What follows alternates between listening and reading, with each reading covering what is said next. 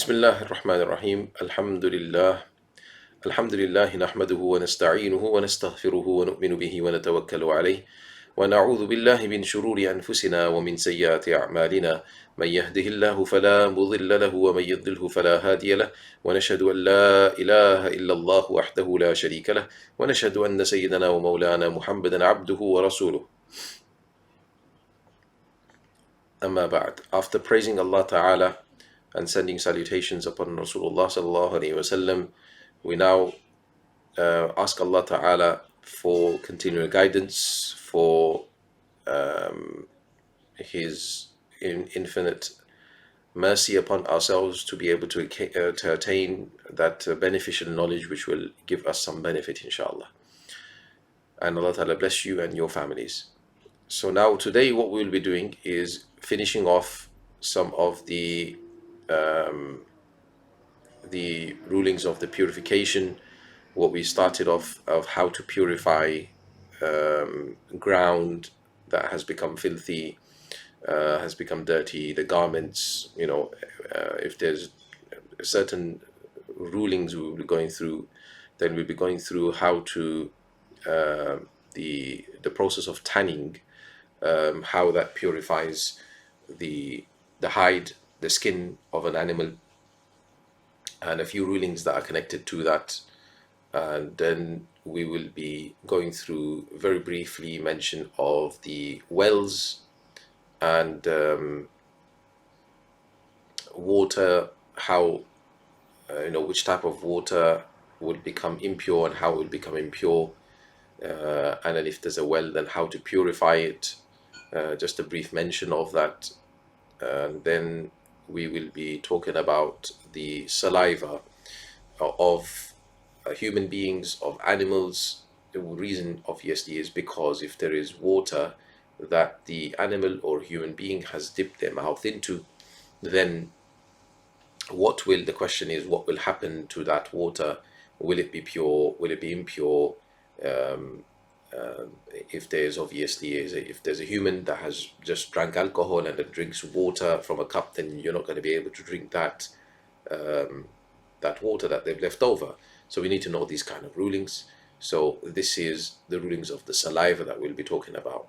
Then we will be talking about the rulings of cleaning oneself after relieving oneself. So how to clean, and what's the rulings of cleaning oneself, which we call istinja. So we've got the istibra, which a person will clean themselves using this method when urinating. Then istinja, there are two in essence types. We've got the sunnah istinja, then you've got the necessary cleaning of oneself, which you can call istinja, or you can call it just normal cleansing of impurity, because that's what in essence it is. So we'll be talking about those rulings that are connected to that.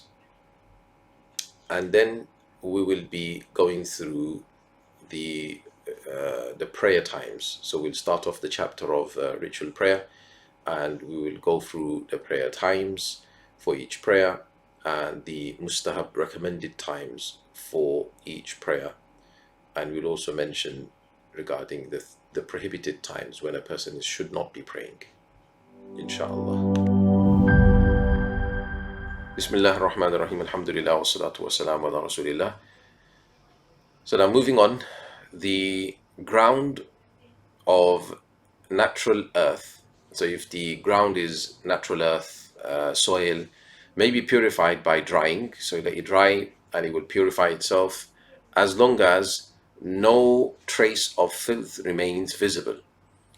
For the sake of praying on that earth, that's what we're talking about, okay? Because obviously if a person wants to do tayammum from it, so it says, but its dirt may not be used for tayammum, for the dry ablution, as the dirt is rendered pure but not purifying.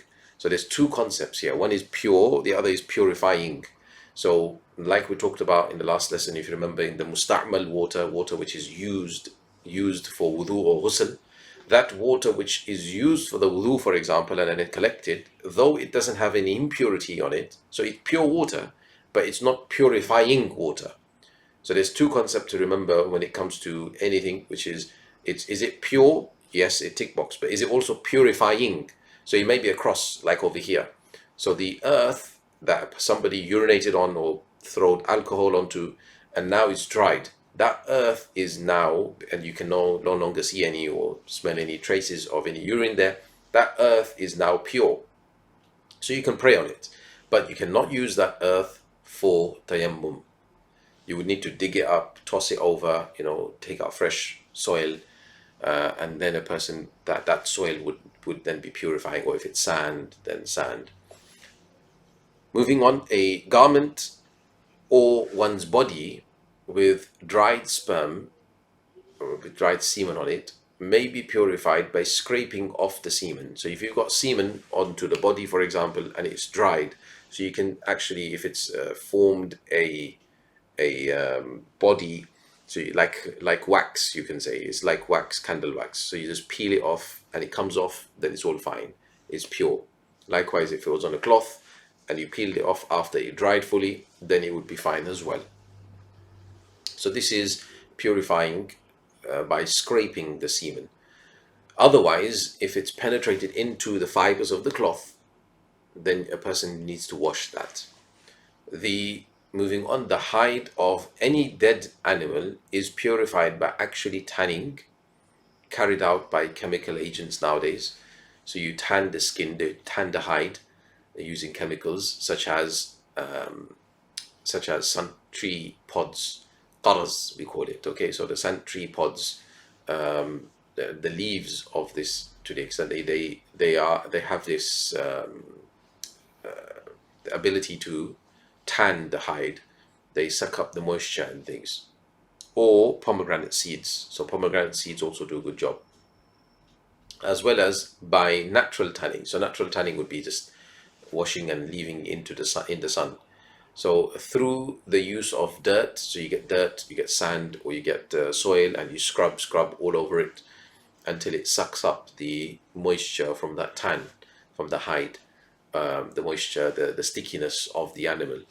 And then the sun, wind, or the like, so you put it into the sun and you let the sun then do its job. It dries the impurities, or the wind, if it's the windy day, sometimes the wind does the job as well. So this is the the hide of dead animals. So the tanning process, it purifies their hide.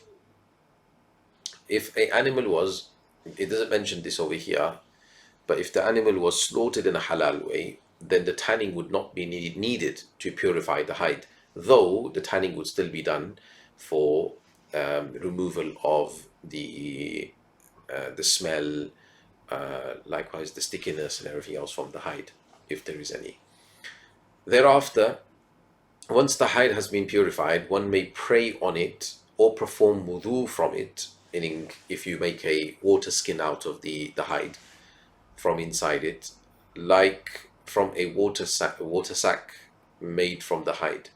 An exception, however, is the skin of pigs and humans. So pigs skin, the swine skin, likewise, or boar skin, likewise human skin, is because even if you tan it, it will still not be pure. You will still not be allowed to pray on it or pray in it, wearing it. Likewise, you cannot make a water skin out of it. If you did, the water would, by coming into contact with that hide, will become impure. So that's that. But humans is because of the sanctity and given to humans. If you allowed human skin to be used, then people will obviously desanctify the human being here, pulling off his skin after his death or her death, and this is something that we don't allow in Islam. Likewise, the pig is because of its being najisul ayn, completely and utterly filthy, the heaviest type of filth you can have, and it cannot be purified. The pig cannot be purified in any way. So this is the reasons why. Moving on, the hides of animals whose meat may not be eaten may also be purified by slaughtering according to sacred law, the dhakat shar'iyya. So if you were to slaughter a haram animal, like a dog for example, you slaughtered it, Bismillah, Allahu Akbar, you slaughtered it the halal way. it won't make the meat pure, but what it will do by you slaughtering is it will make the hide pure. The hide will now be pure, so you don't have to go through the Shar'i method of tanning the hide. The hide will be pure itself, as opposed to the meat, which remains impure. Like I explained, the meat will still remain impure of this haram animal. Moving on, anything, i.e., any body part that does not have flowing blood in it, is not rendered impure upon death of the creature, such as the following. So the hair of the animal doesn't become impure because there's no life, you could say, in it as such, because of the blood not flowing through it. Likewise, the cut feathers, as opposed to plucked ones, the ends of which are impure. So you have to snip off the ends if you pluck off the feathers. The horns of the animal, likewise the claws, the talons, and everything else. This is like the nails of the human being, the same thing, yes? Or bones, as long as there is no fat on it. So there's no fat or meat on the bones, completely just bone on its own, then all of this is, it doesn't become impure upon death. So all of these things are pure and can be used if needed. A deer's pouch of musk, like the musk itself, so the pouch, because the musk comes from the deer's stomach, isn't it? So it has a pouch, and in that pouch is obviously the musk. So like the musk itself is pure, the pouch itself is also pure and may be eaten. The same ruling applies to the zabad, to the civet. So the civet, which is like an African cat, you can say, yes. What they do is they extract musk from it. So the back passage, the backside, they would squeeze some the perineal organs. There's some organs that you have to squeeze. Two of the organs near the back passage, near the backside, which is found, and musk is derived from it. Musk is then squeezed out of it. So they use from this animal, they derive from a reproductory organ, basically. I'm sure you can understand. The musk is derived from it, and this has been happening for centuries. So this is what it's talking about here. The same applies to the musk that's derived from the civet itself. If the organs were removed and then squeezed, then the pouch will be still, the pouch itself will be edible and it will be pure. So this is what this is talking about. Next, we will go on to the discussion of wells. Now, the wells discussion, we're not going to go into too deep. It's very short here, so I'm just going to quickly mention a small well of water, because wells nowadays are not very common, you would say. The small wells of water is rendered impure if filth falls into it, any filth such as urine, blood, or chicken droppings even, because chicken droppings, we talked about how earlier, it's that heavy filth, right? Even if a small amount, without any trace of it, appearing in the water. So if anything appears in the water, you can see it, then that will render that water impure, because it's a small well. The same ruling applies for a large amount of dung of camels. If a large amount of camel dung, because camel dung is light filth, but or donkeys or cattle, as opposed to small amounts, which is excused. So small amounts of dung of camel, donkey, or cattle, or anything like that is excused, because it's a lighter type of impurity, if you remember, yeah? Namely, that which is not considered large by the one who sees it in the well. So that's how you're going to have to determine. The person looking at it will consider it to be a large amount, or will consider it to be a small amount. So that's how large and small is going to be considered here. The following things also do not render the well impure. Any pigeon or sparrow droppings, dead creatures that have no blood in them, such as a large mosquito, mosquito, flies, wasps, scorpions falling into it, sea creatures, dead sea creatures inside it, a dead fish or something in it, a creature that falls in the well, yet comes out alive, as long as there was no filth on its body, so the physical body, the outer body of that animal didn't have filth that it carried into it, including humans, camels, cattle, donkeys, predatory birds, and predatory land animals, i.e., anything but pig, falling into that well will not render that well impure, it will be fine. If an animal dies in a well, then there are three categories with regards to the legal ruling of how much water is removed based on the creature's size. So first ruling is a small, the small, basically like a mouse, a small animal, yes, in which case it is mandatory wajib to remove 20 buckets of water. Medium-sized animal like a pigeon, where you would remove 40 buckets, and a large, where you would remove all the water of that well, which is 200 buckets, it says. Because if a person removes, the reason why 200 buckets is mentioned, if a person removes the water and the water just replenishes and you carry on removing, if you do 200, that's enough.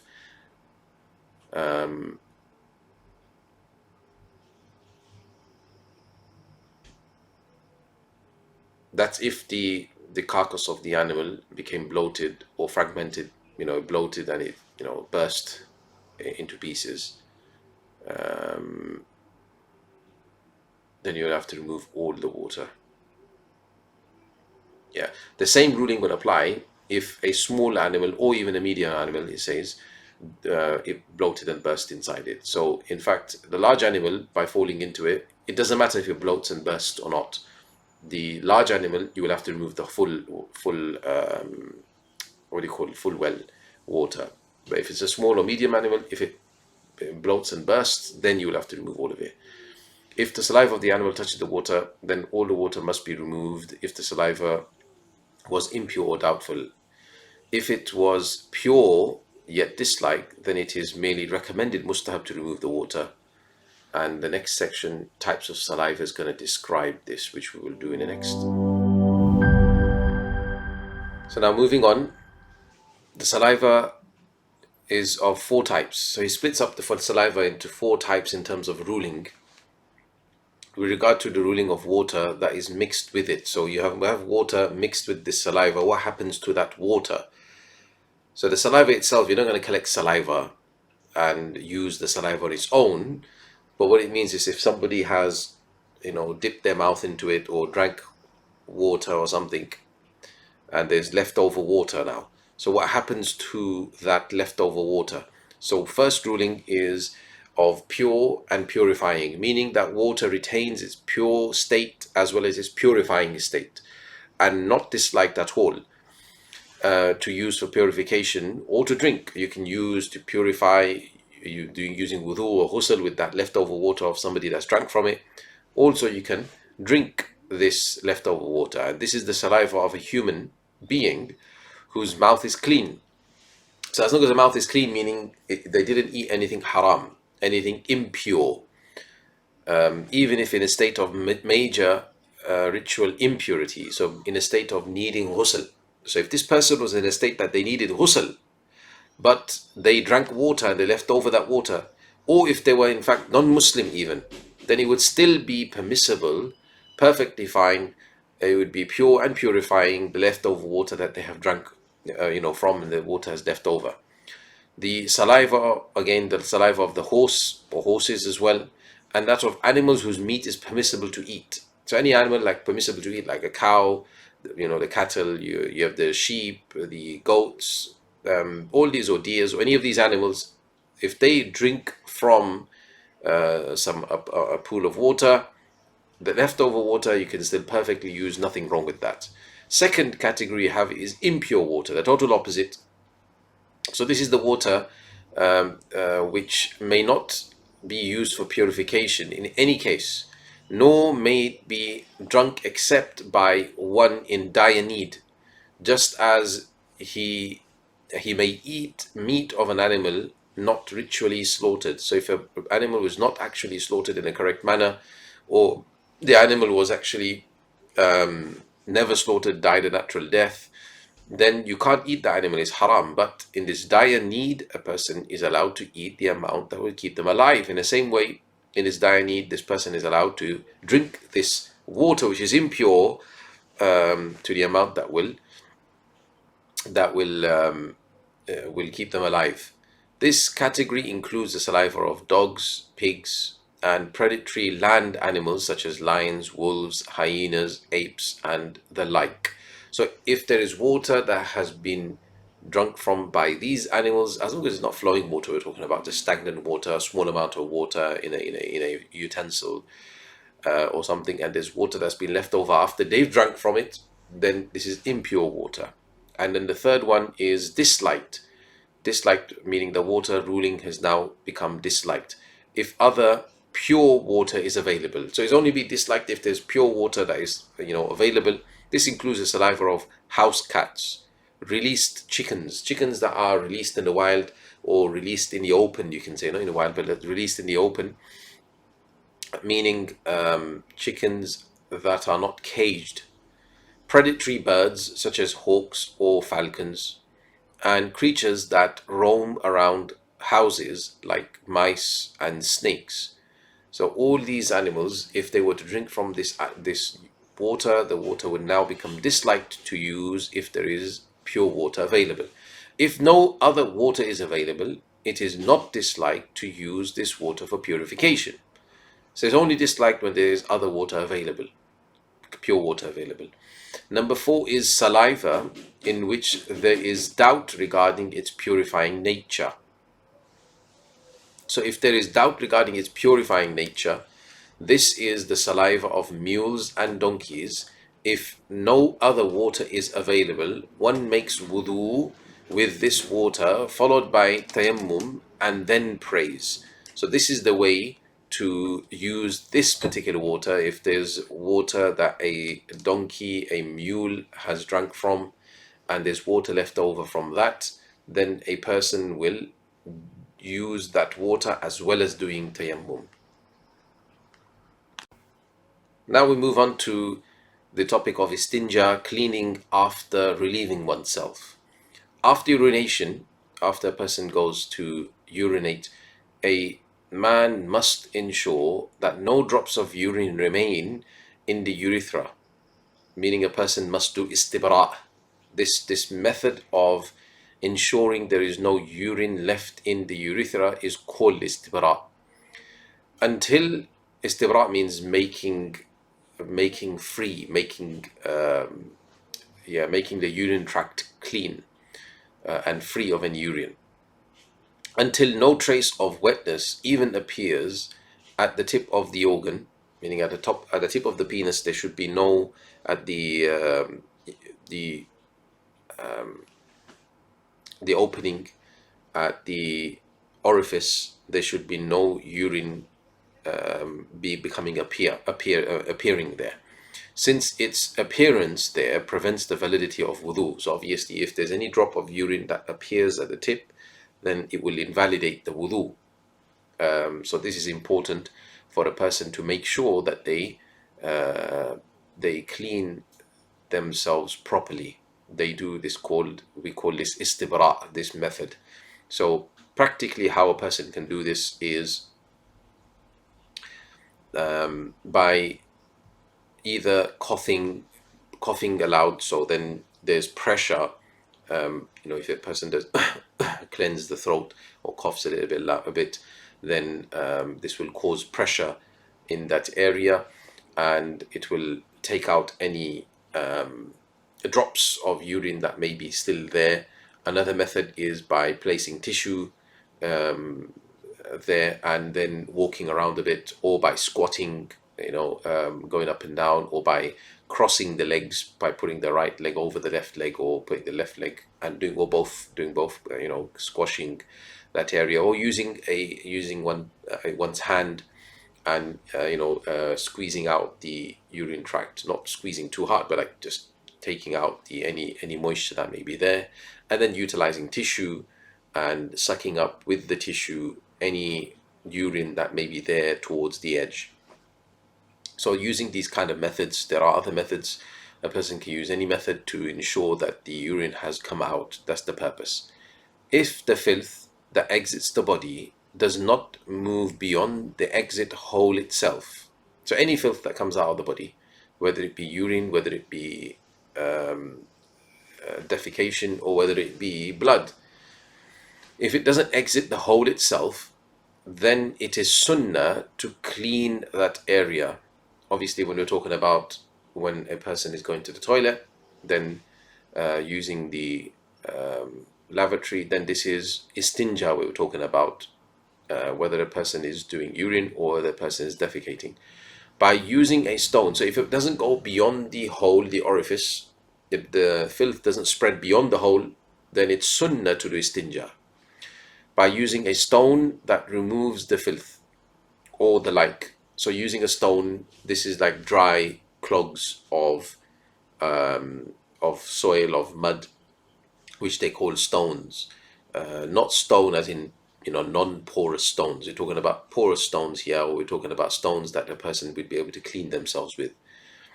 One should wipe. Nowadays, obviously, we use tissue paper to substitute this. So one should wipe forwards and backwards until the area is clean. So you wipe front, back, like this to clean the person's self. It is ideal to wash the area afterwards. So washing the area is ideal because this is something which is praised by Allah Ta'ala in the Quran, that there were certain people who, amongst the Sahaba radiyallahu anhum, who were praised for this using of water. So it was the people of Quba who Allah Ta'ala praised in the Quran by saying, فِيهِ رِجَالٌ يُحِبُّونَ أَن يَتَطَهَّرُوا.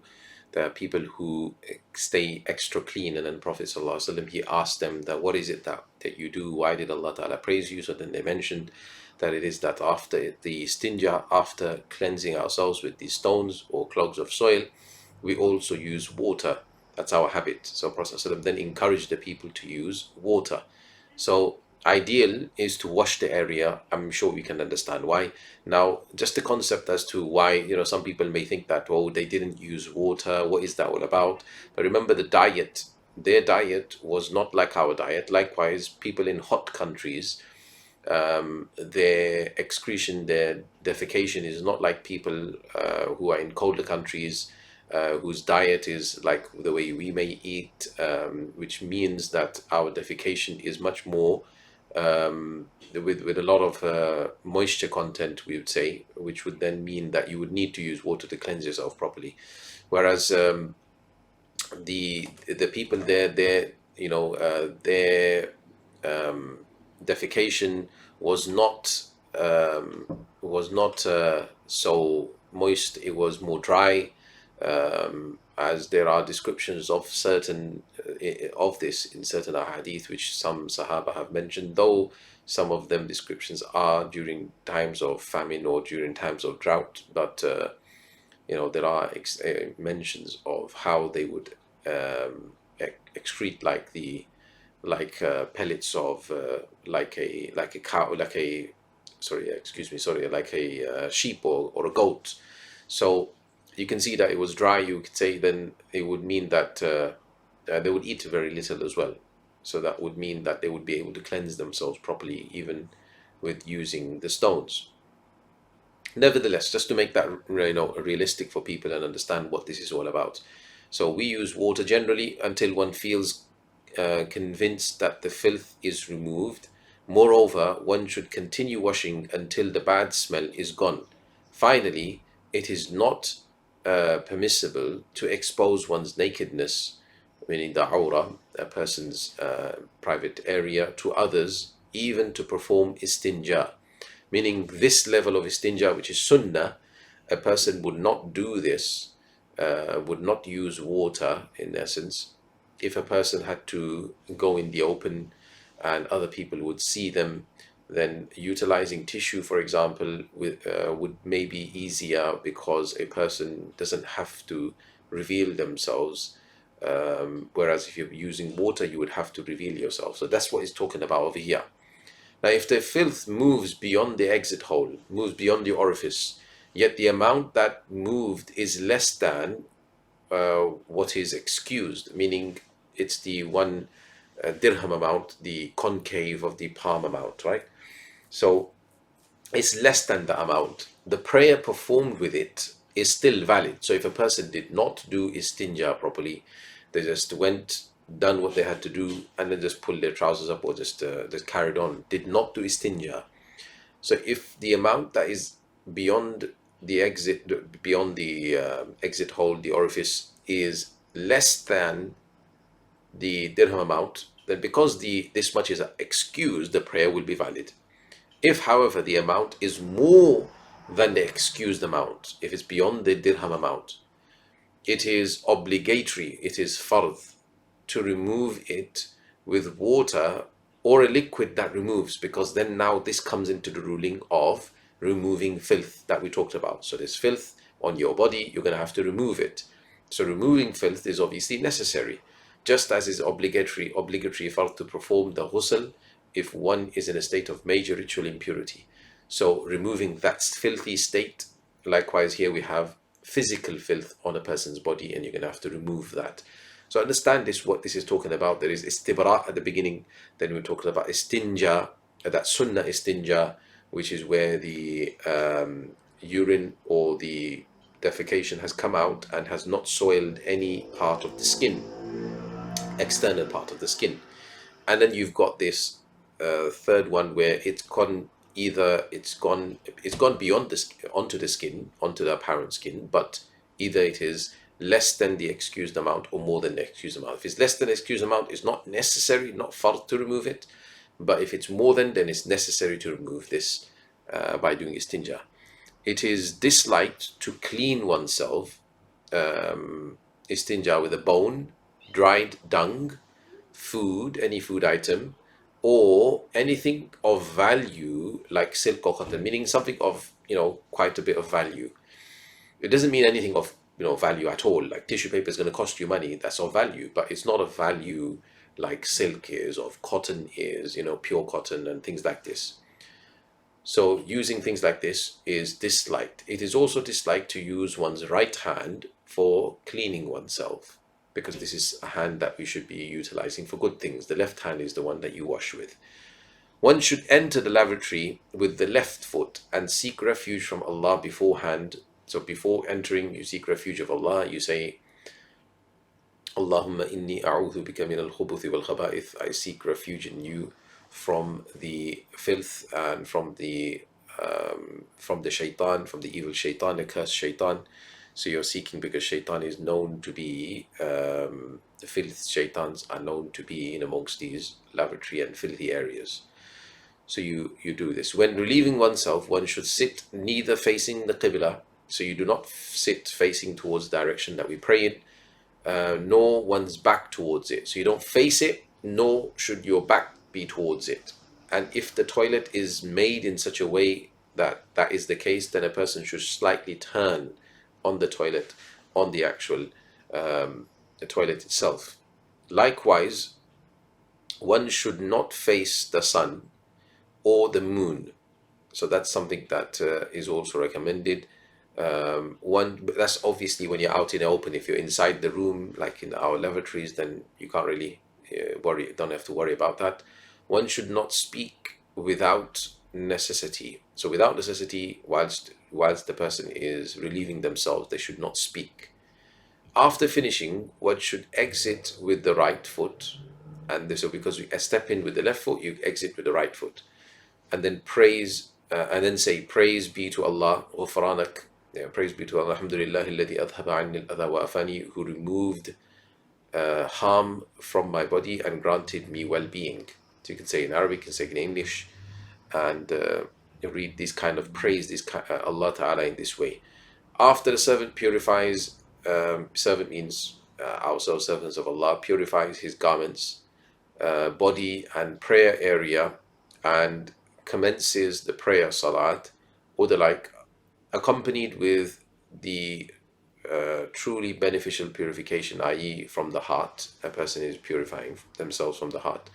from the likes of rancor and hatred, and from anything besides Allah, intending to carry out His divine command, bearing in mind the greatness of His majesty and honor, with full hope that He will accept that which He is enjoining on Him, meaning of worship, meaning you have full hope in Allah that He, Allah Ta'ala, will accept our worship.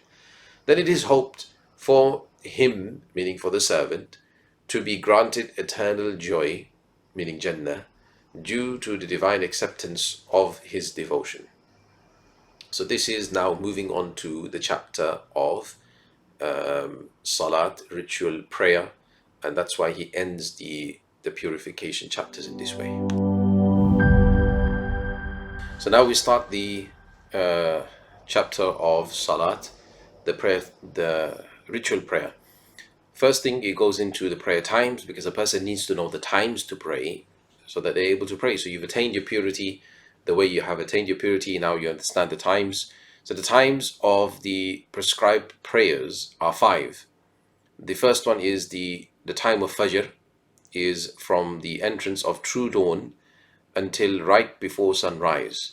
I will explain this by sharing a PDF, and inshallah, hopefully you can understand going through that PDF what the prayer times are. So the beginning, the Fajr prayer time, is the entrance of true dawn and until sunrise. As soon as the sun starts to rise, the brow or the edge of the sun starts to rise, Fajr time has come to an end.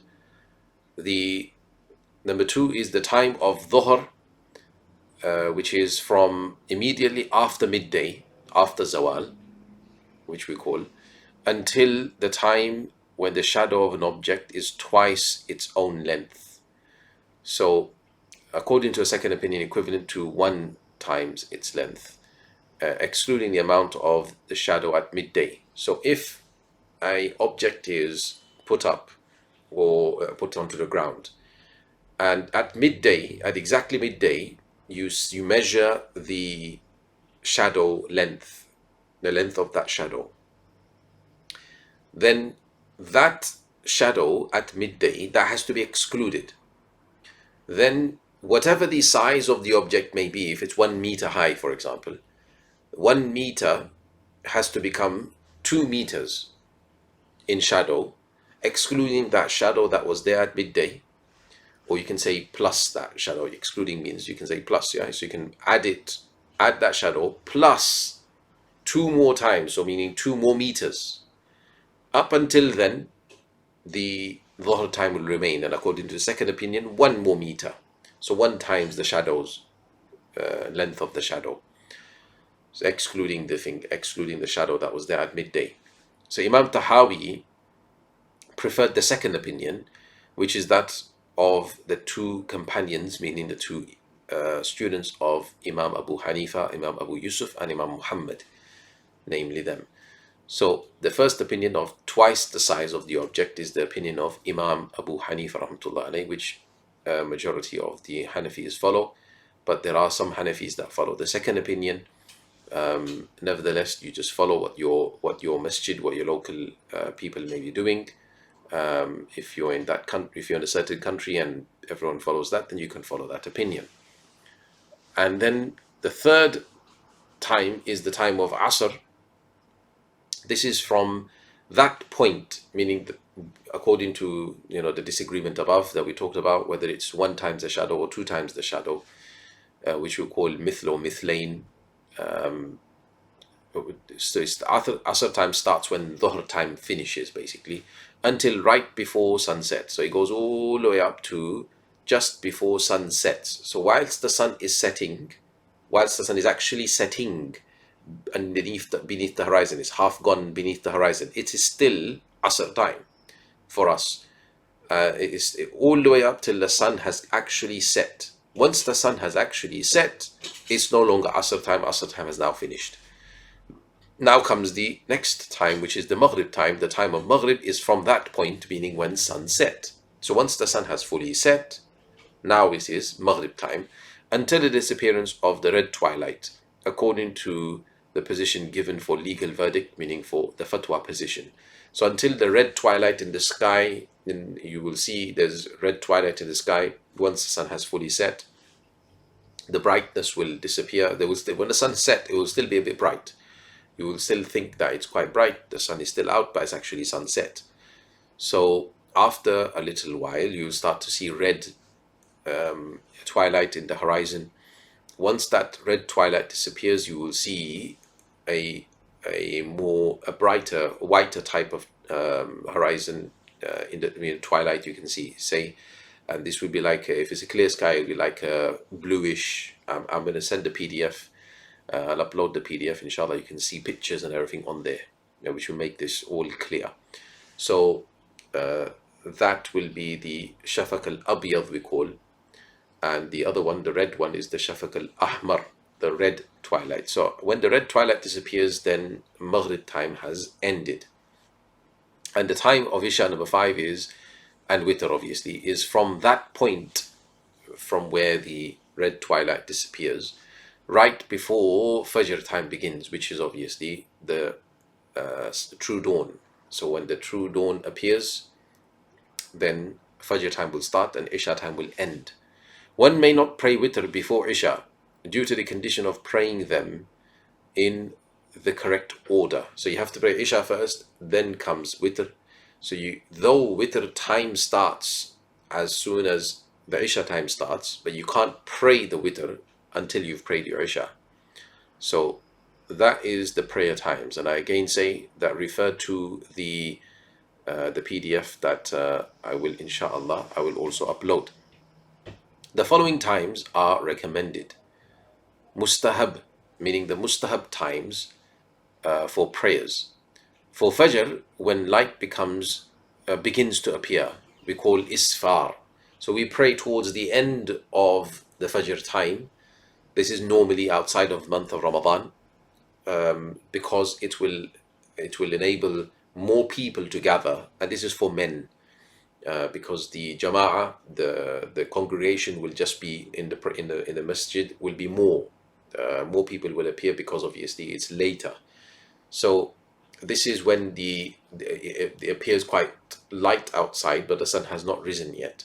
So this is light becomes appear. This is or appears, should I say? This is mustahab, a recommended time for Fajr, more rewarding. For Dhuhr, in the summer, when the weather becomes cooler. So in summer, you delay the Dhuhr. So the weather becomes cooler, and then you pray. And this is even in cooler countries.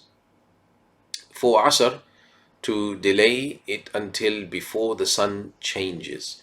So Asr is to delay the Asr, but before sun starts to become pale, and it starts to change, becoming pale and everything. So if it starts to become pale, then you are now going into the time which is disliked. So you want to go before that time, but to delay up, delay up till the Asr is what is recommended for us. Then for Dhuhr, it says, so for Maghrib, it doesn't mention Maghrib and it doesn't mention Isha, because Maghrib should be prayed straight away, and Isha you pray in the first third of the night, which is the best time for praying it. After the Isha time has started, though. For Dhuhr in winter, and for Maghrib always. So Dhuhr in winter and Maghrib all the time, to pray as soon as the time enters. So it does actually mention Maghrib prayer. And in cloudy weather, to pray Asr and Isha as soon as time enters, whilst for other prayers to delay them somewhat. So in cloudy weather, because if you delay Asr for too long, you may not be able to see whether the sun has become pale or not. And as I said, when the sun becomes pale, it becomes makruh, disliked. And for Isha is because you don't know, because once you know the Isha time has started, you may delay it too much, and the twilight, you may delay it to the extent where the true dawn starts to appear. So you don't want to delay too much. So you pray earlier. That's why it's saying this. So there are 3 times of the day in which any prayer that was obligatory before these times is rendered invalid if performed in these times. So there are 3 times basically where you cannot pray during these times. And this is sunrise, meaning whilst the sun is actually rising, midday, whilst the sun is at its zenith, its peak, and lastly at sunset, once the sun is actually setting, except for the Asr of that day. So the Asr of that day, because like we explained already in prayer times, that once the sun is setting is still Asr time. Once the sun has fully set, that's when it's Maghrib time. So that means when sun is setting, it is still Asr time. So you can still pray Asr, though it is makruh to pray Asr at that time, but it is still accepted. You still can pray Asr at that time. That's the only prayer you can pray during the sun setting time. All other prayers cannot be prayed. Even Qadha, yesterday's Asr, cannot be prayed. So these 3 times are prohibited in essence to pray any salat during these times. And so you can understand the concept from these prohibited times is that prayer, though prayer, ritual prayer, is something which is recommended, it's not just recommended, it's fard at certain times, and it's a worship of Allah. But worship of Allah is only done in the way that Allah says. So if Allah has said through the Prophet in ways saying that prohibited times are these, don't pray at these times, then you don't pray at these times. And if Allah has said you pray at these times, then you pray at those times. So worship in itself is nothing. It's actually the obedience of Allah and doing as what our Creator has said for us to do. This is what we're looking at here. So Alhamdulillah, today's summary regarding what we have done. So we did a few rulings regarding the leftover rulings regarding purification. If you remember, when there is there's 2 concepts that we learned regarding one being that the earth becomes pure, but it no longer remains purifying if the impurity that was on it becomes dried and is no longer visible. That was a concept there to remember. Then we talked about the hide of the animal, the tanning process, and utilizing all these different methods to tan, either by slaughtering and the animal, the hide of the animal will become pure, and secondly, either by actually going through the tanning process and purifying the dead animal's hide if it's impure. Obviously, the only hide that will not be purified is the pigs, the swines, because of it being intrinsically impure, and the human beings because of the human being being given this noble ranking or sanctity of life, that we don't want to allow this to happen to a human being. Then we went through a few more rulings. Then we went through the ruling of the well and the water, a few rulings regarding the water, and if there is the smaller well, medium well, large well, what happens if there's impurity that falls into it. Then we went through the rulings of the saliva, remembering the 4 rulings, purifying, it remains like that. Normally human beings or animals that are edible, permissible animals, or a horse that dips their mouth into an amount of water, then that water will still remain pure, purifying. Then impure, disliked water, and we went through the disliked when there is other water available that's pure, and we went through the saliva of doubtful animals like the mule, the donkey, which a person should use both wudu and tayammum and pray with that kind of water. Then we went through the rulings of istinja, the istibra, where a man would cleanse themselves of any urine drops in different ways to try to ensure there's no urine drops coming out. Then secondly, we went through the sunnah istinja. This is where the filth has not come out beyond the orifice, then it is still sunnah to do istinja. And then if the filth has come beyond the orifice, then you would need to do istinja. But if a person still did not, if it did not go beyond the dirham amount, beyond the concave of the palm amount, 3 to 5 centimeters, remember, in diameter. If they didn't go beyond that amount, beyond the orifice, then the salah will still be done. But if you went beyond that, the salah will not be done. So it will be necessary to remove that impurity before praying. Then we went through one or two more rulings regarding and the practical method of actually utilizing the washroom. And then we started the chapter of ritual prayer of salat. We went through the salat times, the fajr time starting from subah sadiq, the true dawn, till sunrise. Dhuhr time starting from midday, zawal, just after it, until 2 times the shadow of the length of the object becomes 2 times its shadow, excluding the amount of shadow at the midday, which we call fate. That midday shadow is called fate. So excluding the fate, 2 times the shadow. And obviously the other opinion of being 1 times the shadow. Then Asr time starts from when the Dhuhr time finishes up until sunset. And when sun sets is Maghrib time started up until the red twilight disappears. And then when the red twilight disappears is Isha time until Fajr beginning time. Then the recommended times for Fajr is towards the end of Fajr time when it's brighter. For Dhuhr time in summer is to pray when it's cooler, but in winter is to pray earlier, beginning time. And then for Asr is to delay, not too much delay, that the sun starts to become pale. Then for Maghrib is to pray as soon as time enters. And for Isha, as well as for Asr, if it's a cloudy day, then praying it without delaying. This is recommended. You've got 3 prohibited times: sunrise, midday, and sunsetting time. So these 3 times are prohibited. And that's what we went through, alhamdulillah.